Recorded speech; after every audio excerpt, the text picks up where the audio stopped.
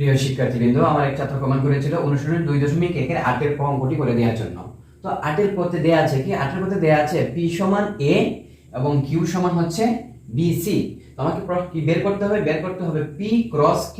তাহলে আমরা প্রথমে কি করব, p এর জায়গায় ভ্যালু বসাবো। p এর ভ্যালু হচ্ছে a, এখানে ক্রস চিহ্ন আছে, এখানে আমি ক্রস চিহ্ন বসাই দিলাম।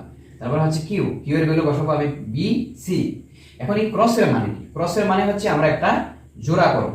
তাহলে প্রথমে a আছে, a এর সাথে এই জোড়ার প্রথম অক্ষর আসবে, তাহলে এটা কত জোড়ার প্রথম অংশ হবে a, এর সাথে আসবে b। তারপরে কি করব, এখানে আছে a, এর সাথে আসবে c, এটা একটা आंसर। এখন কি করব, যদি উল্টাটা বের করতে বলে q ক্রস p, তাহলে আমরা প্রথমে q এর ভ্যালু বসাবো, q এর ভ্যালু এখানে দেয়া আছে, q এর ভ্যালু বসাবো, তারপরে এখানে ক্রস চিহ্ন আছে, ক্রস চিহ্ন বসাবো, তারপরে p এর ভ্যালু বসাবো।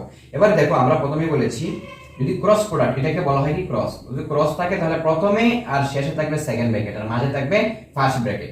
তাহলে প্রথমে আমি একটা সেকেন্ড ব্র্যাকেট দিয়ে শুরু করব। এখন দেখো এখানে আছে a, তাহলে a এর সাথে জোড়া আসবে কত a। এখানে আছে b, এই b এর সাথে জোড়া আসবে, তাহলে b বসবে প্রথমে, a বসবে পরে। তারপরে আছে আমার এখানে c, তো c এর সাথে আমি জোড়া করব, c এর সাথে c আসবে আগে আর a আসবে পরে। এটাকে বলা হয় ক্রস প্রোডাক্টের অঙ্ক। আমরা এইভাবে করি, ঠিক আছে।